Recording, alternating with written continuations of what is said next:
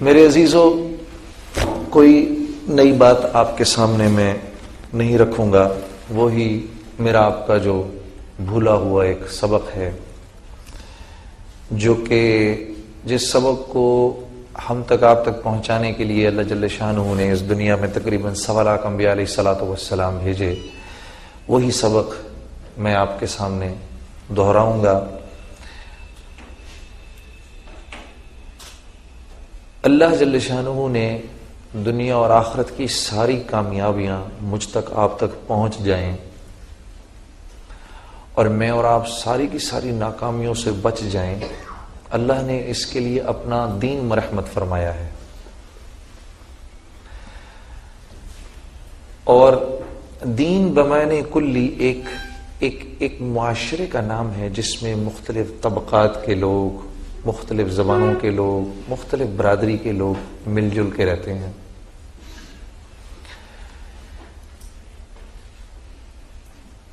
انسان کو اللہ نے اختلاف رائے دی ہے، اختلاف رائے انسان کے اندر موجود ہے۔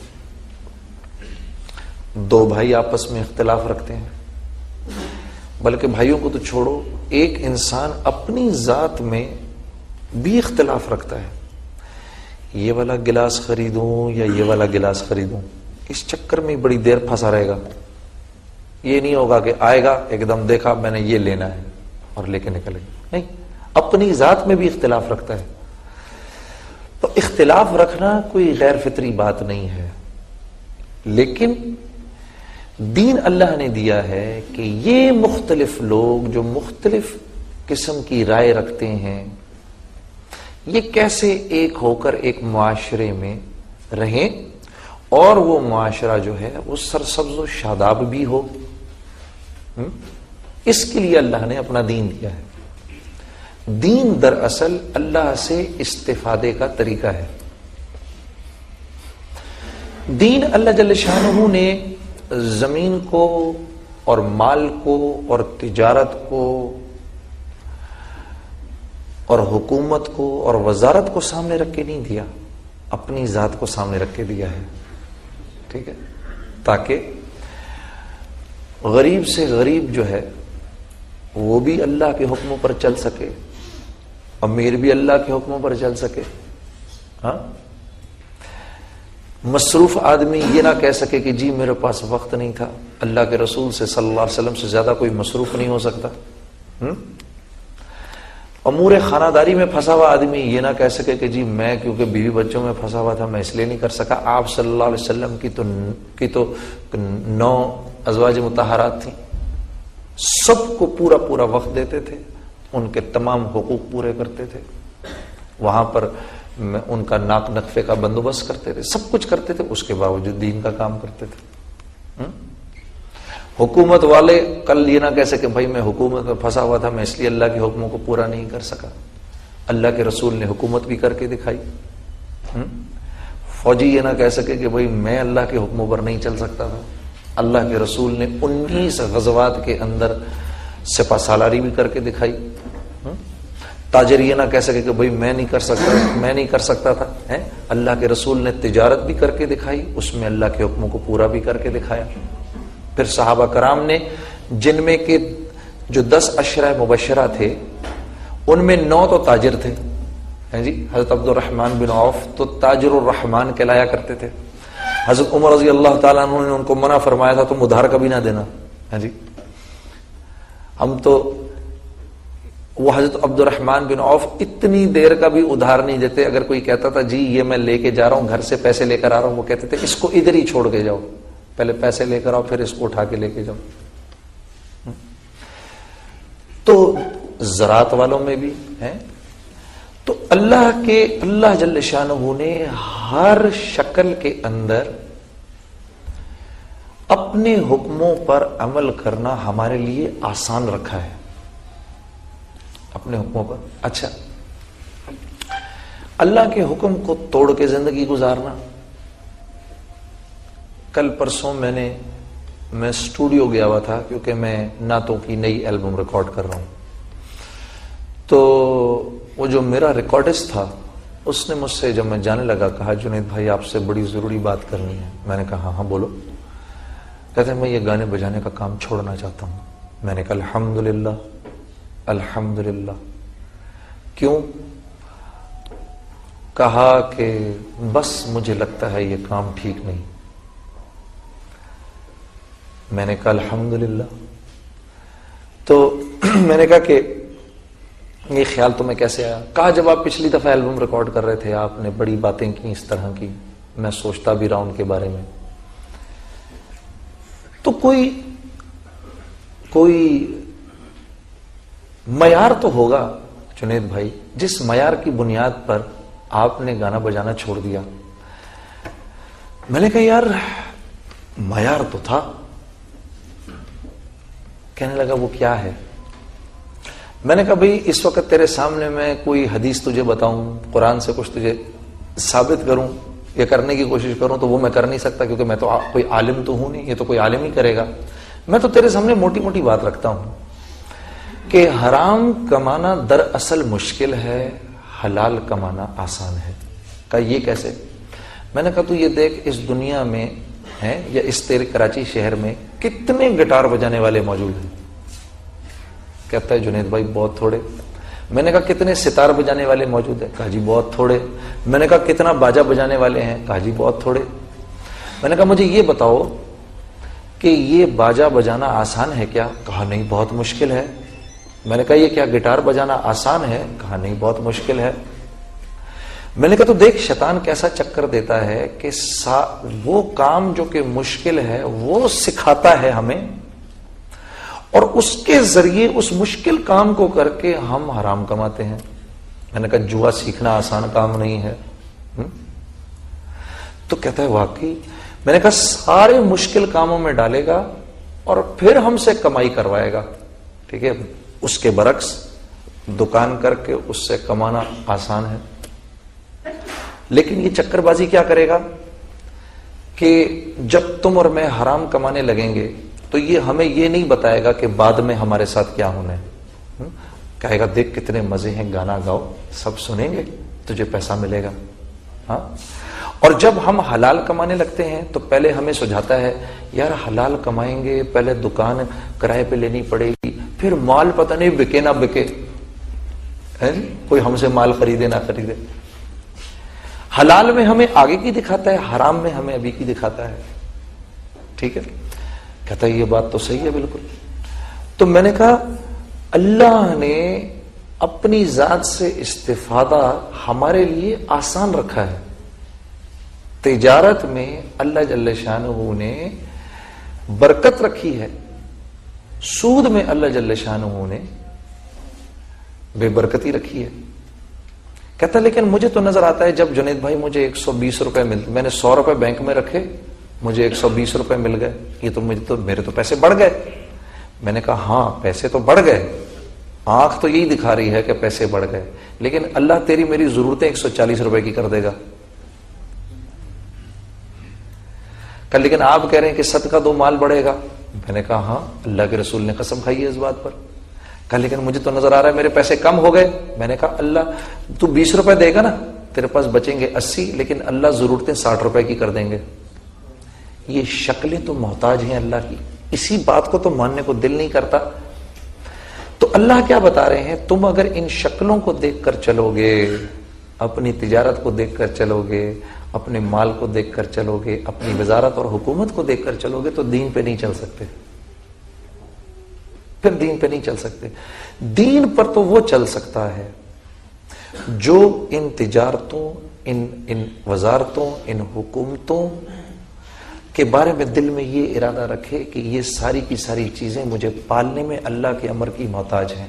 یہ آسانی سے نہیں ہوتا, یہ چیز آسانی سے نہیں ہوتی.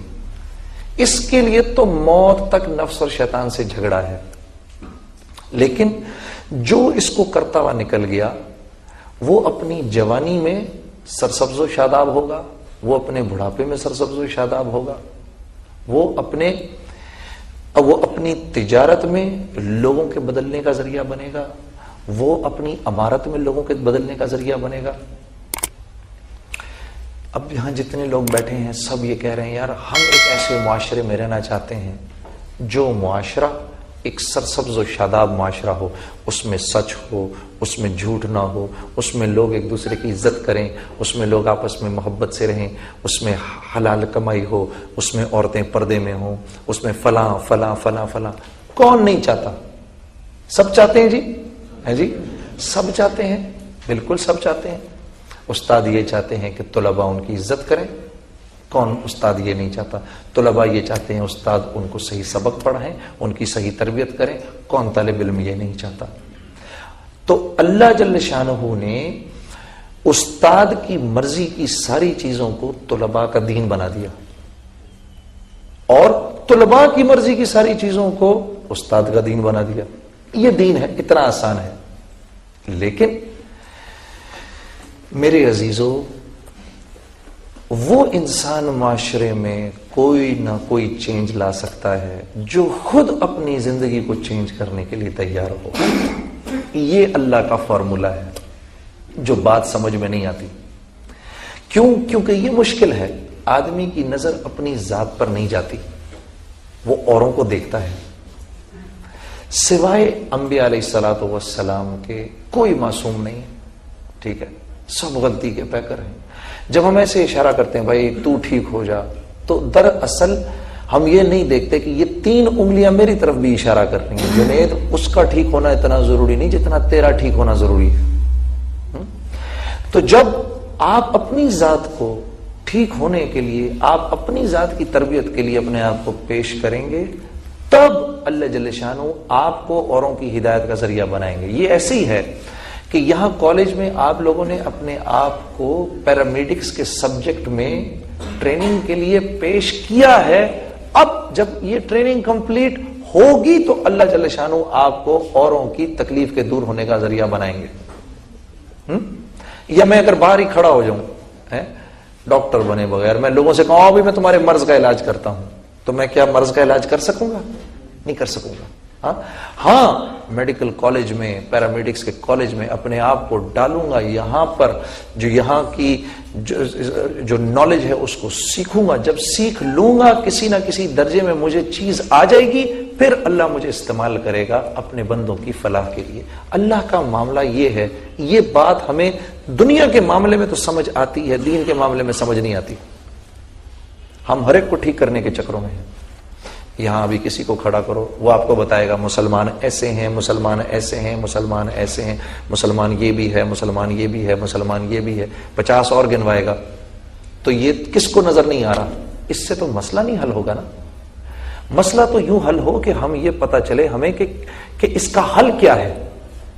اس انبیاء علیہ الصلوۃ والسلام معاشرے کے مسائل کا حل لے کر آتے تھے۔ یہ میرا تمہارا کام ہے۔ بحیثیت مسلمان ہم نے اس معاشرے اور ساری انسانیت میں جتنے بھی معاشرے ہیں اور جتنے بھی لوگ ہیں، ان سب کی فلاح کا فارمولا میں نے، آپ نے دینا ہے سب کو۔ میں اور آپ اس کام کے لیے آئے ہیں اس دنیا میں، اس کام کے لیے ہمیں اور آپ کو بہترین امت کہا اللہ نے۔ حضرت ربیعہ بن عامر رضی اللہ تعالیٰ عنہ بڑے جلیل القدر صحابی تھے، رستم کے دربار میں پہنچے تو رستم نے پوچھا تم یہاں کیوں آئے ہو؟ انہوں نے کہا ہم آئے نہیں، ہم تو بھیجے گئے ہیں۔ کنتم خیر امت اخرجت للناس، اس کا مطلب بیان کر دیا ان کو کہ تم بہترین امت ہو کیونکہ تم ساری انسانیت کی طرف بھیجے گئے ہو۔ تو رستم نے پوچھا کہ تمہیں کس نے بھیجا ہے؟ پھر دوسرا جواب دیا، ہمیں اس اللہ نے بھیجا ہے جس نے مجھے اور تمہیں اور اس ساری کائنات کو بنایا ہے۔ کہا اچھا، اس اللہ نے کیوں بھیجا ہے؟ کہا اس لیے بھیجا ہے۔ 3 جواب دیے جو کہ میرے تمہارے لیے، ہر آنے والے مسلمان کے لیے اس دنیا میں راہ عمل ہیں۔ کیا 3 جواب دیے؟ پہلا جواب، اس اللہ نے ہمیں اس لیے بھیجا ہے تاکہ ہم لوگوں کو انسانوں کی غلامی سے نکال کر ایک اللہ کی بندگی میں کھڑا کر سکیں۔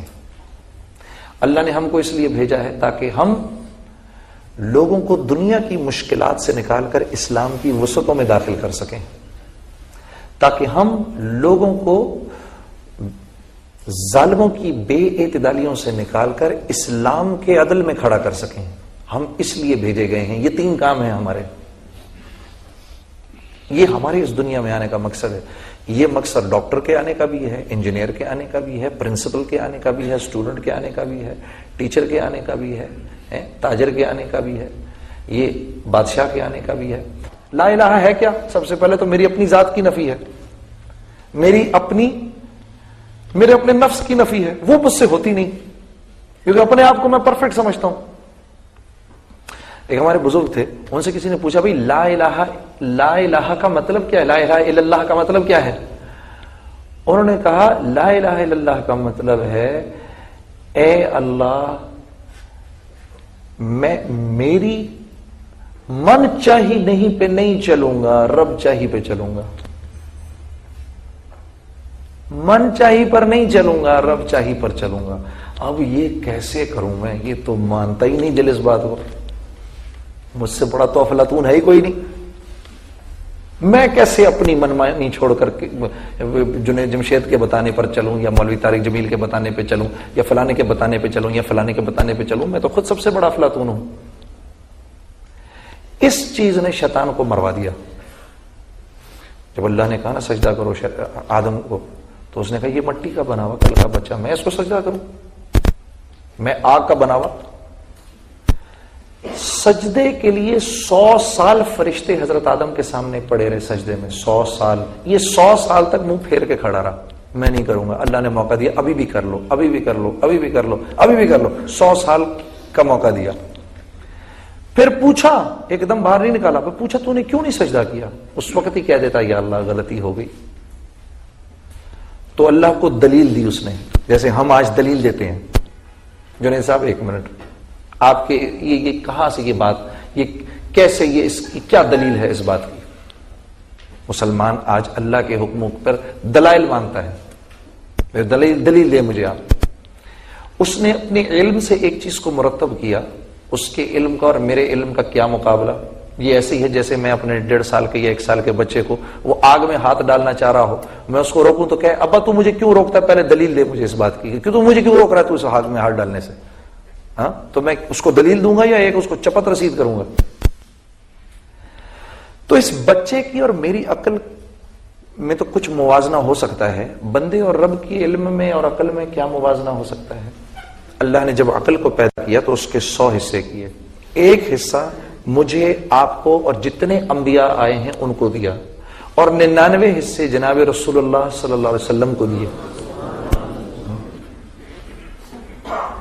تو ہم اپنے علم سے اللہ سے پوچھ رہے ہیں اللہ اس بات کی کیا دلیل ہے؟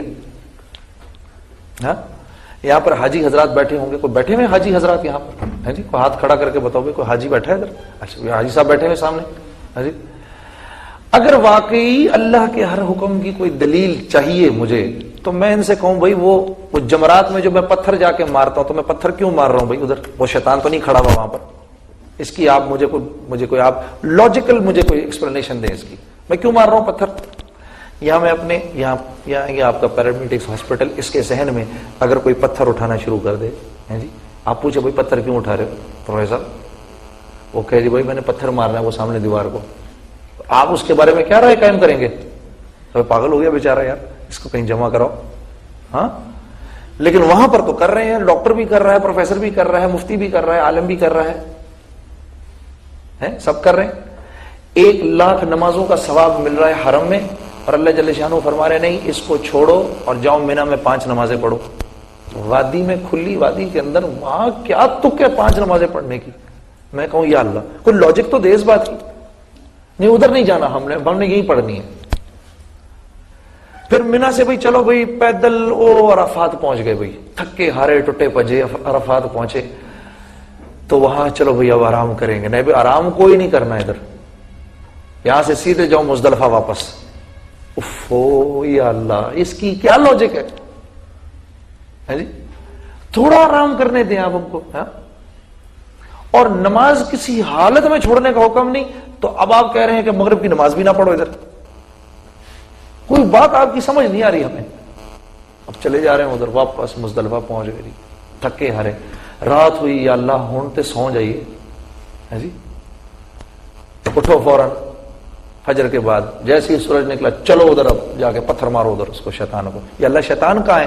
یہ تو پتھر ہے جس کو پتھر مارنے جا رہے ہیں. تو یہاں تو مجھے ایک بھی چیز اگر ظاہراً عقل سے دیکھیں تو ایک بھی لاجیکل چیز سمجھ میں نہیں آ رہی. لیکن جہاں جو کرنے کو اللہ کہہ رہا ہے ہم کہہ رہے ہیں لبیک اللہم لبیک، یا اللہ حاضر، آپ جو کہہ رہے ہیں حاضر، آپ جو کہہ رہے ہیں حاضر، آپ جو کہہ رہے ہیں حاضر، ہم حاضر، یہ بھی کریں گے، یہ بھی کریں گے، یہ بھی کریں گے. حج پر کیا کرایا جا رہا ہے مجھے آپ کو کہ بات تیری موٹی عقل میں گھسے یا نہ گھسے، حرم کی بھی کوئی قیمت نہیں، عرفات کی بھی کوئی قیمت نہیں، طواف کی بھی کوئی قیمت نہیں، قیمت صرف اور صرف ہمارے حکم کی ہے. یہ سکھایا جا رہا ہے مجھے تمہیں وہاں پر. لیکن حج سے واپس آتے ہیں، واپس آ کے پھر وہی، ابھی اسی چیز کی مشق کر کے آئے ہیں اور واپس آ کے پھر وہی. یہ میرا تمہارا سب سے بڑا المیہ ہے، یہ میرا تمہارا، یہ پورے معاشرے کا سب سے بڑا المیہ ہے. اللہ کو اللہ سب مانتے ہیں، اللہ کی ماننے کو تیار نہیں. اب آدمی کیسے میں اللہ کے حکموں پر آؤں؟ کیونکہ جب تک اللہ کے حکموں پر آؤں گا نہیں، نہ میری زندگی سرسبز و شاداب ہوگی، نہ یہ معاشرہ پنپ سکے گا. تو اب دیکھو نا پروفیسر صاحب بیٹھے ہوئے ہیں جی، پرنسپل آپ کے بیٹھے ہوئے ہیں، آپ دیکھو ماشاءاللہ سے کس تمیز سے سارے بیٹھے ہوئے ہو. ہاں جی، پرنسپل سامنے بیٹھے ہوئے ہیں، کوئی نہ ادھر نہ ادھر، چوں بھی نہیں کوئی کر رہا یہاں پر بیٹھ کے. کیوں؟ ان کی طاقت کو سب پہچانتے ہیں. ایک دفعہ اپنے ایک دوست کے، میرا خیال ہے شاید فیصل آباد کا یا سیالکوٹ کا واقعہ ہے، میں اپنے ایک دوست کے پاس گیا ہوں، سخت گرمیوں میں گشت کر رہے ہم، تو اس نے پوچھا یار کیا پیو گے، کچھ چائے وغیرہ؟ میں نے یار کوئی ٹھنڈا پلا یار، اور ٹھنڈی بوتل پلا، کوئی بہت پیاس لگی. اور گھنٹی بجائی اس نے، پتہ نہیں کس طرح گھنٹی بجائی اس نے. تھوڑی دیر کے اندر وہ جو اس کا ملازم تھا وہ ٹھنڈی بوتلیں لے کر اندر آ گیا. میں سوچ میں پڑ گیا، میں نے کہا یہ تو اندر آیا ہی نہیں تھا نا، اس نے فون پر باہر بتایا، یہ ٹھنڈی بوتلیں کہاں سے آ گئیں؟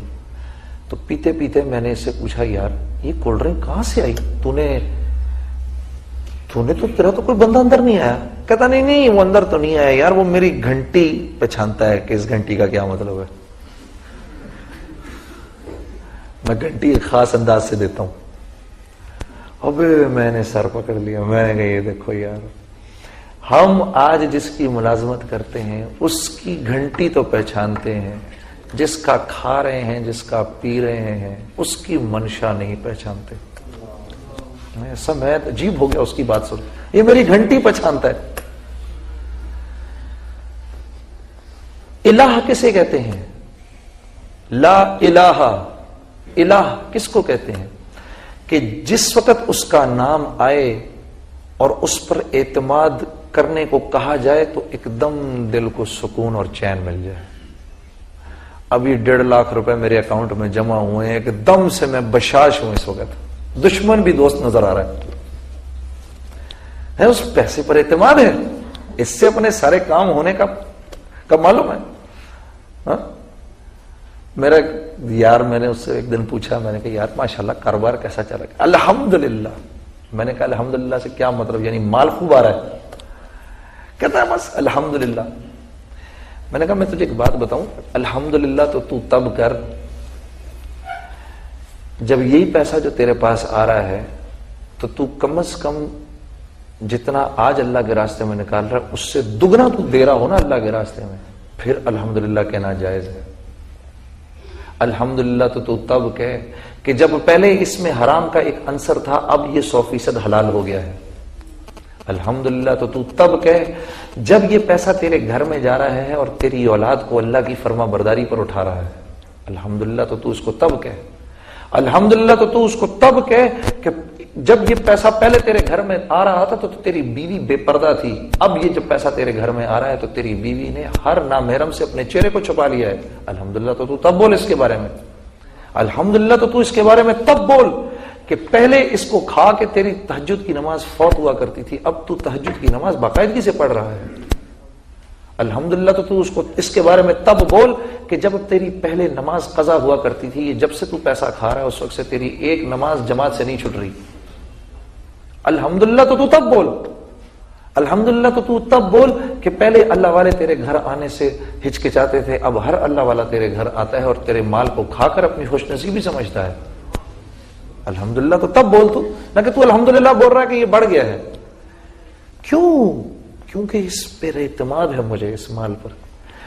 یہ سوچ رکھنے والا، غلط یقین رکھنے والا مسلمان ہے میرے عزیزو، یہ سوچ رکھنے والا، غلط یقین رکھنے والا مسلمان ہے، جس سے آج پورا معاشرہ بھرا ہوا ہے، جس سے آج پورا معاشرہ بھرا ہوا ہے۔ یہ مسلمان اللہ کے حکموں پر اتنا تو آ جائے گا جتنے میں اس کو اپنی یہ مختلف شکلیں بگڑتی ہوئی دکھائی نہیں دیں گی۔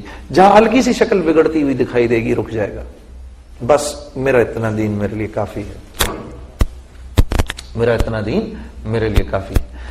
اس مسلمان کی مثال اس تاجر کی سی ہے جو ایک فیکٹری میں اپنا پیسہ تو لگا دیا اس نے تھوڑا بہت، ہاں، لیکن آج اگر وہ اس فیکٹری میں سے اپنا پیسہ نکالنا چاہے تو نہیں نکال سکتا۔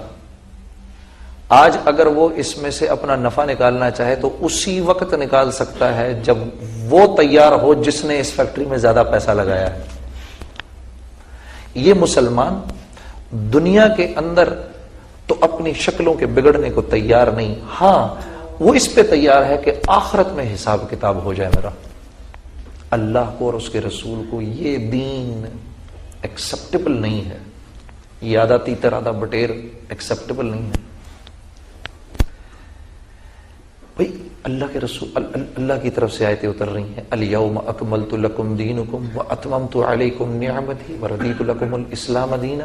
آج ہم نے آپ کے دین کو آپ کے لیے مکمل کر دیا، اپنی نعمت آپ کے لیے تمام کر دی اور اسلام کو دین کے طور پہ آپ کے لیے پسند کیا۔ اتنی زبردست آیتیں اتری کہ یہود حضرت عمر رضی اللہ تعالیٰ عنہ سے فرما رہے ہیں کہ یہ آیتیں اگر ہم پر اترتی تو اس روز ہم عید مناتے۔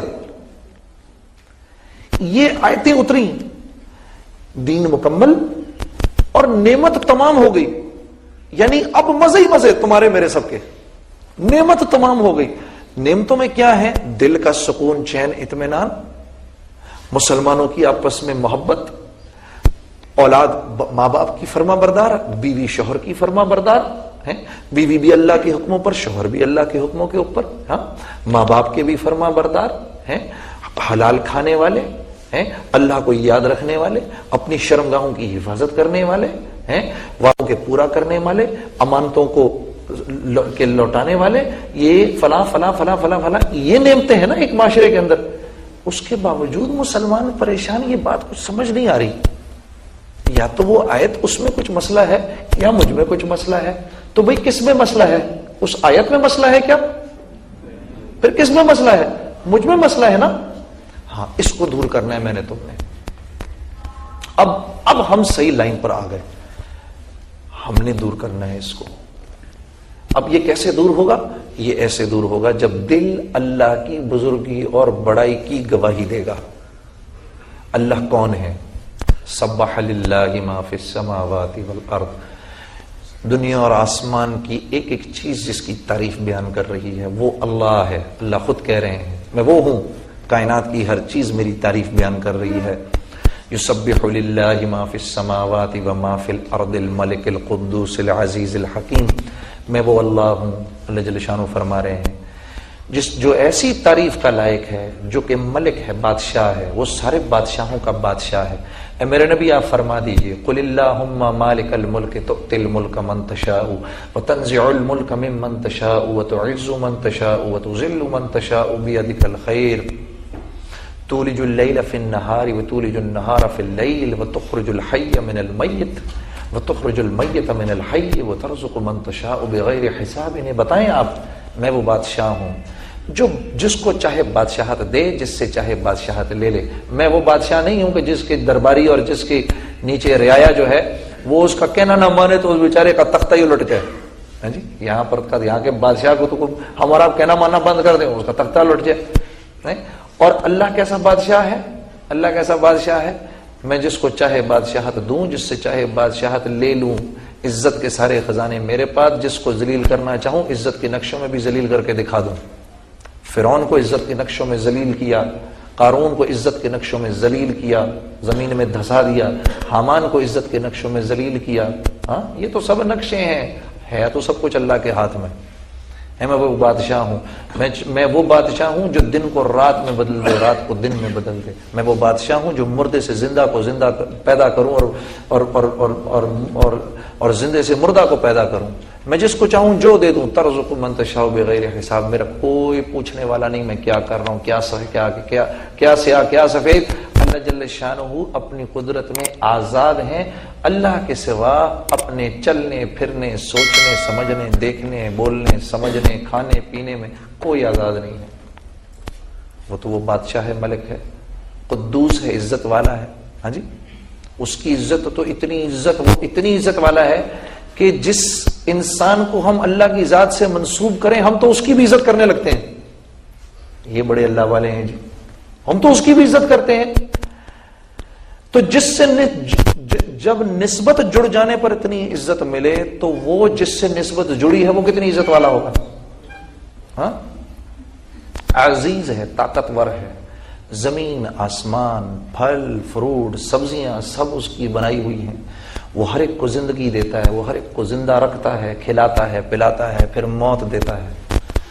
اس کی مرضی کے بغیر کوئی وجود نہیں، اس کی مرضی کے بغیر کوئی چیز ہو نہیں سکتی. پانی پیاس بجھانے میں اس کے امر کا محتاج ہے، آگ جلانے میں اس کے امر کی محتاج ہے، زمین فصلیں اگانے میں اس کے امر کی محتاج ہے.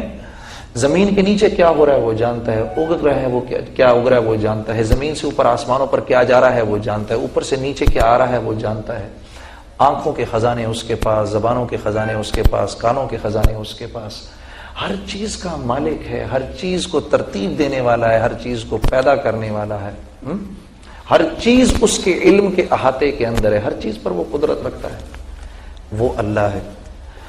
ہم اور آپ آج اس کے حکموں پر اس لیے نہیں کیونکہ اس کو اللہ جاننے کے باوجود اس کی ذات کا تاثر دل میں نہیں رکھے ہوئے. ہم گایا کرتے تھے، خوب گاتے تھے، خوب گاتے تھے، خوب گاتے تھے، پتہ بھی تھا، ایک وقت کے بعد پتہ بھی چل گیا کہ یہ گناہ کا کام ہے، پھر بھی کرتے تھے. کیوں؟ اندر سے بنے ہوئے نہیں تھے. جانتے سب کچھ تھے. آج لوگ جانتے سب کچھ ہیں، یہ نہیں کہ ان کو پتہ نہیں، سب کو پتہ ہے نماز قضا کرنا کتنا بڑا گناہ ہے. سب جانتے ہیں، سب جانتے ہیں جھوٹ بولنا کتنا بڑا گناہ ہے، سب جانتے ہیں حرام کھانا کتنا بڑا گناہ ہے، سب جانتے ہیں سود کھانا کتنا بڑا گناہ ہے. کون سا مسلمان ہے جو نہیں جانتا؟ سب جانتے ہیں. عمل اس لیے نہیں ہوتا کیونکہ پہلی جماعت سے لے کر 10ویں تک تو اللہ کا نام ہی نہیں سنا. دینیات کی کلاس یہ کوئی اسلام ہے جی؟ اس بیچارے کو تو خود کچھ نہیں پتا. وہ میں یونیورسٹی کے فائنل ایئر میں تھا، یہ واقعہ میں اکثر سنا بھی دیتا ہوں دوستوں. یونیورسٹی کے فائنل ایئر میں تھا، میں تھرڈ ایئر میں تھا، میرا ایک دوست فائنل ایئر میں تھا، یہ university of engineering technology Lahore UIT سے. تو جس وقت اس کا وہ اسلامیات کا آخری ایگزام تھا اور آنرز سے کلیئر کر رہا تھا، وہ آنرز سے وہ کلیئر کر رہا تھا اپنی انجینئرنگ. تو اس کا اسلامیات کا جب ایگزام آیا تو وہ میرے پاس آیا، مجھے آگے کہنے لگا، یار جنید یار یہ میرا اسلامیات کا ویوا تو دے دے. ابھی میں نے کہا میں کہاں سے دے دوں. اب وہ قد بھی اس کا میرے جتنا ہی تھا، چشمے وہ بھی لگاتا تھا، میں دونوں اسلام آباد سے تھے اور یار تھے ایک دوسرے. اسلامیات کا ویوا تو دے دے. میں نے کہا بھائی یار اگر پکڑا گیا تو میں نے اگلے سال خود بھی دینا ہے. اور ہمارے ٹیچر کا نام کیا تھا جی؟ محمد اسرائیل. ابھی میں نے کہا تو موت سے پہلے مجھے ملک الموت کے ہاتھ میں دے رہا ہے بھائی. مولانا محمد اسرائیل. تو میں نے اس سے وہ میرے پیچھے پڑ گیا، یار وہ جو بندہ آ رہا ہے اس سے سورہ زلزال پوچھ رہا ہے، اذا زلزلت الارض زلزالها، تجھے یقیناً آتی ہے. اب میں اسکول کے زمانے میں کرت کیا کرتا تھا تو مجھے تو یاد تھی، اس وقت تھوڑی یاد کی تھی، وہ پہلے کی یاد تھی مجھے. میں نے کہا یاد تو ہے مجھے. کہتا ہے دے دے یار مجھے نہیں آتی. میں نے کہا جی ٹھیک ہے میں چلا جاتا ہوں. بڑا یار تھا اپنا. بادل نخواستہ پہنچ گئے ادھر. اس نے پہلے تو مجھے اوپر سے لے کے نیچے تک دیکھا. میری تو جان ہی خشک ہو گئی. خیر پھر کچھ اللہ کی مرضی ہو. اس نے وہی پوچھا میرے سے, بھائی سورہ زلزال آتی ہے تمہیں؟ میں نے کہا سر کوشش کرتا ہوں. چلو بھائی سناؤ. سنا دی. ایک دو اور سوال پوچھ لیے. کلمہ سناؤ. جی کلمہ سنا دیتے ہیں. جی کلمہ سنا دیا.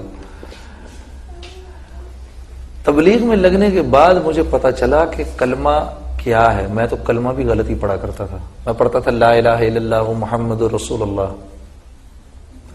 اب ایک آدھی ہوگا جو مجھے اس میں غلطی بتائے گا کیا ہے. ہاں پیش کی غلطی. تو مجھے کچھ عرصے بعد پتا چلا جی لا الہ الا اللہ محمد رسول اللہ. تو اب یہ پیش کی غلطی کچھ سال پہلے نکلی ہے میری. تو خیر انہوں نے کلیئر کر دیا.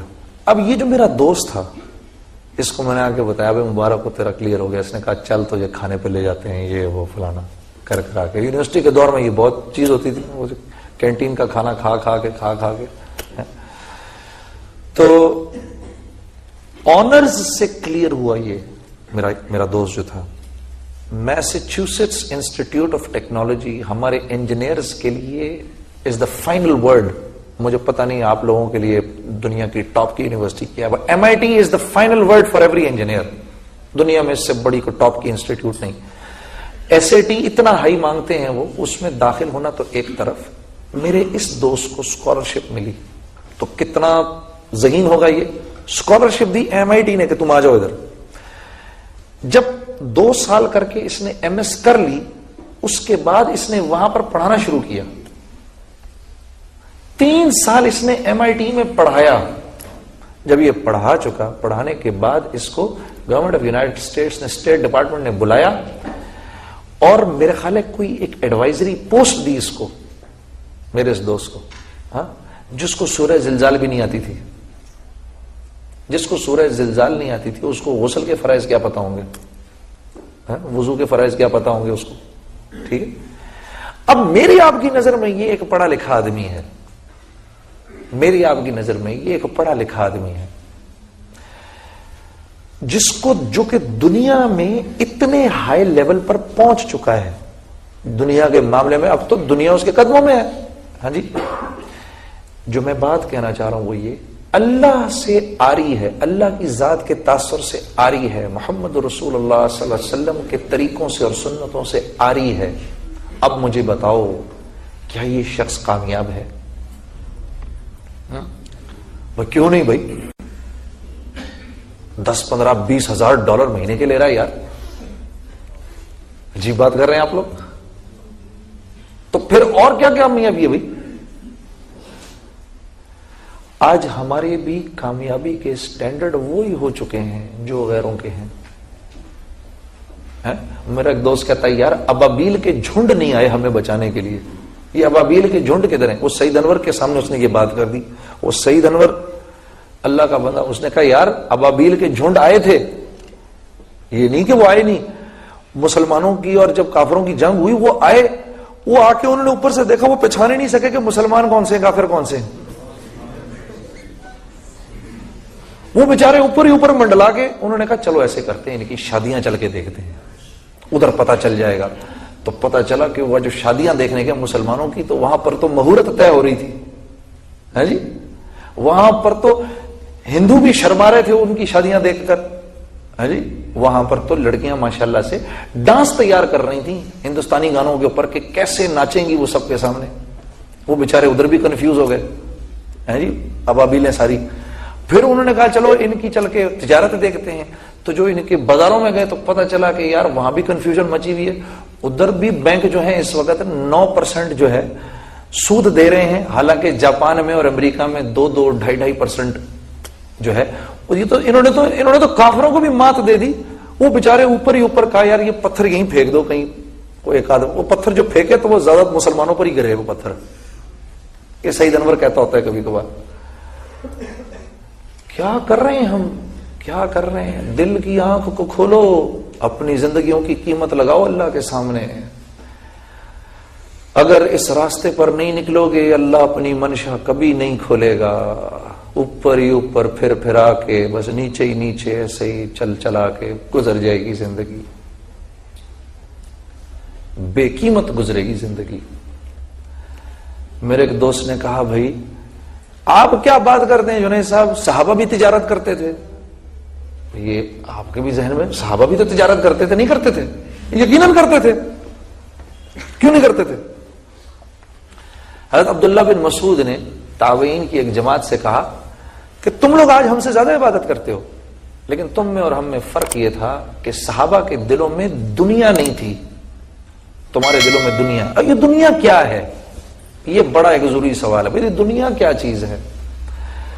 ہر وہ چیز جو تمہیں اور مجھے اللہ کے حکم پر آنے سے روکے وہ دنیا ہے۔ مثال کے طور پہ اب صحابہ بھی تجارت کرتے تھے، کیا تجارت کرتے تھے صحابہ؟ اپنی دکان میں بیٹھے ہیں، اللہ اکبر اللہ اکبر، آواز آئی، دکان بند کی، مسجد چلے گئے۔ کیوں؟ کیونکہ جانتے ہیں یہ دکان فائدہ پہنچانے میں 100% اللہ کے امر کی محتاج ہے۔ چلے گئے وہاں پر، اب وہاں بیٹھے ہیں، وہاں پتا چلا کہ فلاں جگہ کے اوپر اللہ کے احکامات دھڑا دھڑ ٹوٹ رہے ہیں۔ کون لوگ ہیں جو اللہ کے راستے میں چلنے کے لیے تیار ہیں؟ تو ایک حکم آیا حلال روزی کمانے کا، اس کے بعد ایک بڑا حکم آیا نماز کا، نماز پہ چلے گئے۔ جب نماز پہ پہنچے تو وہاں پر بڑا حکم آیا ہجرت کے لیے، اس کے لیے بھی اپنے آپ کو پیش کر دیا۔ صحابہ تجارت کرتے تھے، یہ تجارت کرتے تھے، اس طرح تجارت کرتے تھے صحابہ۔ تو کیا تھا؟ کیا تھا؟ اللہ نے ان کی دنیا بھی ایسی بنائی، ایسی بنائی، ایسی بنائی۔ حضرت عبد الرحمن بن عوف، مولوی طارق جمیل صاحب سے میں سن رہا تھا، دنیا سے جب گئے تو 3 ارب 30 کروڑ سونے کی اشرفیاں چھوڑ کر گئے۔ یہ کاغذ کے پرچے نہیں، ہم نے اس صحابہ کو کیا سمجھ رکھا ہے؟ حضرت زبیر بن عوام 5 کروڑ سونے کی اشرفیاں چھوڑ کر گئے۔ حضرت طلحہ بن عبید اللہ، یہ میں آپ کو عشرہ مبشرہ کے قصے سنا رہا ہوں۔ حضرت طلحہ بن عبید اللہ وہ پہلے تاجر ہیں، عرب تاجر، مسلمان تاجر ہیں، جن کے پانی کے جہاز چلنا شروع ہوئے۔ پہلا جہاز جب مدینہ پہنچتا تھا تو آخری جہاز اس وقت قسطنطنیہ کے ساحلوں سے چل رہا ہوتا تھا۔ اتنے بڑے تاجر تھے کیا؟ عشرہ مبشرہ، دنیا میں ہی اللہ جل شانہ کی طرف سے رسول اللہ صلی اللہ علیہ وسلم نے ان کو جنت کی بشارت دی تھی۔ یہ وہ تجارت تھی جو صحابہ کیا کرتے تھے، یہ وہ تجارت تھی۔ کیوں؟ دیکھو انبیاء علیہ الصلوۃ والسلام نے اس دنیا میں آ کر بڑے بڑے معجزات دکھائے ہیں جی۔ بیماروں کو شفا مل گئی، نابینا کو نظریں مل گئیں ہیں جی، مردہ کو زندہ کر دیا حضرت عیسیٰ علیہ السلام نے۔ لیکن یہ معجزات ضرور دکھائے، اس کے باوجود حضرت عیسیٰ علیہ السلام اس دنیا میں معجزات دکھانے نہیں آئے، ان کا موضوع ہدایت پھیلانا تھا، ان کا موضوع ہدایت پھیلانا تھا۔ تو جب اتنے بڑے بڑے معجزات دکھانے والے مجھے اور تمہیں اللہ کی طرف بلا رہے ہیں، تو میں اور تم، ہم کہنے کو تو ہم کہتے ہیں اہدنا الصراط المستقیم صراط الذین انعمت علیہم، اے اللہ مجھ کو راستہ دکھا انعام یافتہ لوگوں کا، ہیں جی۔ انعام یافتہ لوگ 4 ہیں، قرآن 4 لوگوں کو انعام یافتہ کہتا ہے، انبیاء، صدیقین، شہداء اور صالحین۔ اب بتاؤ انبیاء علیہ الصلوۃ والسلام کیا کام کرتے تھے؟ لوگوں کو اللہ کی طرف بلاتے تھے۔ صدیقین کیا کام کرتے تھے؟ اسی دعوت کے بول پر صداقت کی مہر لگاتے تھے۔ شہداء کیا کام کرتے تھے؟ اسی دعوت کے بول کے لیے جانیں دیا کرتے تھے۔ صالحین کیا کام کرتے تھے؟ اسی دعوت کے بول کو دنیا کے ایک کونے سے لے کر دوسرے کونے تک لے کر جاتے تھے۔ تو مفسرین فرماتے ہیں تم یہ کام نہیں کرو گے، اگر تم یہ کام نہیں کرو گے تو پھر تم غیروں کی معاشرت کو اپناؤ گے، جس کے بارے میں اللہ جل شانہ فرما رہے ہیں کہ تم مجھ سے پناہ مانگو ان کے راستے سے جو کہ غیر المغضوب علیہم ولا الضالین ہو گئے۔ اگر اس کام کو نہیں کرو گے تو غیر المغضوب علیہم ولا الضالین بن جاؤ گے۔ یہ اتنا نازک معاملہ ہے۔ یہ تو میں جس زمانے میں گایا کرتا تھا، میں کوئی ایسی تھوڑی چھوڑ دیا گانے بجانے کو، مال میں اس سے کما رہا تھا، شہرت میں اس سے کما رہا تھا۔ میں نے تو 8 سال ہو گئے انجینئرنگ چھوڑے ہوئے، تو میں تو انجینئرنگ بھی بھول گیا تھا ساری۔ وہ تو مجھے احساس ہوا کہ میں کر کیا رہا ہوں میری زندگی۔ میں نے کہا آپ لوگوں کو ٹھیک کرنے کے لیے تھوڑی اپنی زندگی بدلی، میں تو اپنی جان بچانے کے لیے بدلی میں نے۔ اپنی جان بچانے کے لیے کہ میں کر کیا رہا ہوں یار، یہ میں کس کے طریقے پر زندگی گزار رہا ہوں، کس اللہ کے نبی نے اس طرح زندگی گزاری، ہاں کس اللہ کے نبی نے. ایک کل میرے بھائی نے مجھے کہا جنید صاحب یہ جو آپ دعوت کا بول بولتے ہیں یہ بھی خیر کا کام ہے، اور جو ہم کر رہے ہیں یہ بھی خیر کا کام ہے، اور جو ہم ٹیلی ویژن پر کر رہے ہیں یہ بھی خیر کا کام ہے، اور جو میں اپنی طرف سے کر رہا ہوں یہ بھی خیر کا کام ہے. میں نے کہا میرے دوست بات یہ ہے کہ خیر کے کام تو سارے ہیں، اس میں کوئی شک نہیں، خیر کے کام تو سارے ہیں، لیکن اگر تو بھی اپنی مرضی کا خیر کا کام کرے اور یہ بھی اپنی مرضی کی خیر کا کام کرے اور وہ بھی اپنی مرضی کی خیر کا کام کرے گا تو پھر امت میں جوڑ کیسے پیدا ہوگا؟ امت میں جوڑ کیسے پیدا ہوگا؟ کیوں نہ ہم سب کے سب مل کے اس خیر کے کام کو کریں جس خیر کے کام کو رسول اللہ صلی اللہ علیہ وسلم نے کیا، ان سے پچھلے انبیاء نے کیا، صحابہ نے کیا، تابعین نے کیا، اور اس وقت سے لے کر آج تک جتنے اللہ والے ہیں وہ اس خیر کے کام کو کر رہے ہیں. دیکھو نفس جو ہے نا، نفس مطمئن کر دیتا ہے میں بھی تو خیر کا کام کر رہا ہوں، میں بھی تو خیر کا کام کر رہا ہوں. ایک ہی فارمولا ہے میں آپ کو بتاؤں جس میں خیر کا کام ہو رہا ہے، ایک فارمولا ہے، اور وہ یہ ہے کہ جب اپنا نفس ٹوٹنے لگے نا، جب اپنا نفس ٹوٹنے لگے، جب کسی خیر کے کام کے کرنے کو دل نہ چاہ رہا ہو، ہاں تو یقین کر لو یہ میں کوئی ٹھیک کام کر رہا ہوں. یقین کرو اب میں کوئی ٹھیک کام کر رہا ہوں، اندر سے جس میں توڑ پھوڑ ہونا شروع ہو جائے. کیونکہ طبیعت کی تو اللہ کو عبادت بھی نہیں چاہیے، جس پر نفس آ رہا ہو نا وہ تو عبادت بھی اللہ کے یہاں مقبول نہیں ہے. صلح حدیبیہ میں صحابہ نے کہا ہم جانے دیں گے، صلح حدیبیہ جو ہوئی تو صحابہ نے کہا ہم جانے دیں گے، ہم مانتے نہیں کسی بات کو. آپ صلی اللہ علیہ وسلم نے فرمایا نہیں، حکم نہیں جان دینے کا، میں تو معاہدہ کروں گا. جی سہیل بن عمر آ گئے، یہاں تک کہ جب حضرت علی نے محمد رسول اللہ لکھا تو انہوں نے محمد رسول اللہ تک مٹوا دیا. آپ کا آدمی ہمارے پاس آئے گا ہم نہیں چھوڑیں گے، ہمارا آدمی آپ کے پاس آئے گا آپ واپس کریں گے. اور یہ کیا شرط ہوئی؟ یہ کیا شرط ہوئی؟ اس سال آپ عمرہ بھی نہیں کریں گے، واپس جائیں گے، اور 10 سال تک کوئی جنگ نہیں ہوگی. صحابہ نے کہا یہ انصاری صحابہ تو غصے کے مارے برا حال ہو گیا ان کا. ہم کسی صورت یہاں تک کہ حضرت عمر رضی اللہ تعالیٰ عنہ شک میں پڑ گئے پتہ نہیں یہ نبی بھی ہیں کہ نہیں. آپ صلی اللہ علیہ وسلم کے پاس آ گئے، آپ اللہ کے نبی نہیں؟ کہا میں بالکل اللہ کا نبی ہوں. تو پھر آپ نے ایسا کیوں کیا؟ کہا اس لیے کیونکہ میں اللہ کا نبی ہوں. سمجھ نہیں ان کو بات. حضرت ابو بکر کے پاس پہنچ گئے، یہ اللہ کے نبی نہیں ہے؟ کہا بالکل اللہ کے نبی ہیں. تو پھر انہوں نے یہ شرائط کیوں مانی ہے؟ کہا کیونکہ یہ اللہ کے نبی ہیں. ابھی بھی بات سمجھ میں نہیں آئی ہے جی. اب صحابہ حضرت ام سلمہ نے کہا آپ ایسا کریں، آپ جائیں اور جا کے اپنے بال منڈوائیں، آپ کی دیکھا دیکھی یہ باقی بھی ویسے بال اپنے منڈوا لیں گے. تو آپ گئے اپنے بال منڈوائے، بڑی دیر تک کوئی صحابی نہیں آیا، اتنے غصے میں بیٹھے ہوئے تھے. پھر 1 2 3 کرا کے آئے. اب آپ نے وہاں سے چلنا شروع کیا تو سب صحابہ خاموش، آپ سے کوئی بات نہیں کر رہا، آپ بھی کسی سے بات نہیں کر رہے،